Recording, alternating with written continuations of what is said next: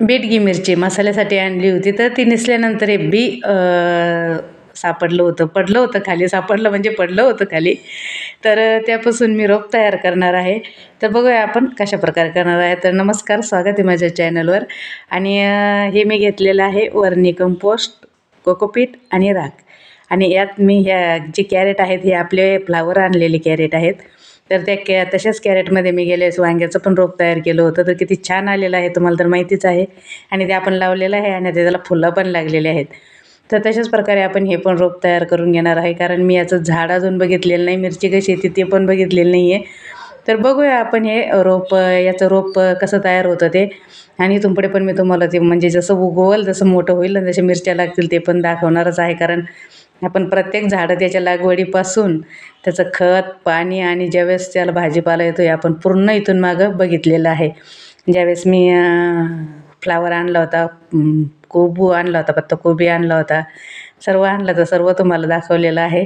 तशाच प्रकारे आता आपण मिरच्या पण बघणार आहोत, की आता मी भरून घेतलेले आहे कॅरेट, म्हणजे जेवढे पाहिजे तेवढे, आणि 2-2 बी टाकलेले आहेत. आणि आपण बघूया आता नंतर पुढे कशाप्रकारे झाड याचं येतं. आणि कोणी बघितलं आता ज्या त्या भागाला हे पिकत असेल त्यांना माहिती असेल, पण मी नाही बघितलेलं अजून. तर त्यासाठी निदान झाड तरी बघता येईल. आता मिरची लागणं न लागणं हे आता ते बी ज्याच्या याच्यावर आहे ते, पण आपण प्रयत्न करूया. आणि कशाप्रकारे उगून येतं, कशाप्रकारे मिरची लागती, ते मी तुम्हाला पहिले परत व्हिडिओत दाखवेलच. तर अशा प्रकारे कॅरेट मी सगळे म्हणजे ते हे भरून घेतलेले आहेत, त्याचे ते छोटे छोटे ग्लास. आणि नंतर वरून थोडीशी राख आणि माती, माती नाही टाकली मी, माती वापरलीच नाही अजिबात. आणि राख, कोकोपीट हे वरून परत टाकून घेणार आहे, आणि पाणी. तर याला वेळेच्या वेळ, आता काय याचं सीजन वगैरे नसणार आहे, पण आपण करून बघूया, प्रयत्न करून बघूया. आता याचं कधी सीजन असतं, काय असतं, आपल्याला एवढं काही माहिती नाही आहे. पण मग बघूया आपण तरी बी. तर अशा प्रकारे मी याच्यात सर्व याच्यात बी टाकून घेतलेलं आहे, आणि थोडं थोडं पाणी टाकणं, म्हणजे पाणी थोडं थोडं नाही, ते जे पर्यंत पाणी निचरा होत नाही पूर्ण पाण्याचा, मुळे त्याच्या याच्यापर्यंत जात नाही तोपर्यंत पाणी टाकावं लागतं. तर अशा प्रकारे मी वरून थोडी थोडी कोकोपीट आणि राख आणि थोडंसं खत हे परत टाकून घेतलेलं आहे, आणि नंतर पाणी टाकलेलं आहे. तर बघूया आपण कसं येतं आहे. पुढे मी तुम्हाला दाखवेलच. जसे वांगे रोपले होते छान आपले, तुम्ही तर बघितलेलं होतं उन्हाळी वांगे. मी याच्यातच याच कॅरेटमध्ये रोप तयार केलेलं होतं उन्हाळी वांग्याचं पण. तर नवीन नवीन आपण करून बघायला काय अडचण आहे. असं पण आपण तर करतोच ना वेगळ्या गार्डनमध्ये काही काही काम. तर मी टाकलेली आहे राख वरून, आणि आता हे ठेवून देणार आहे.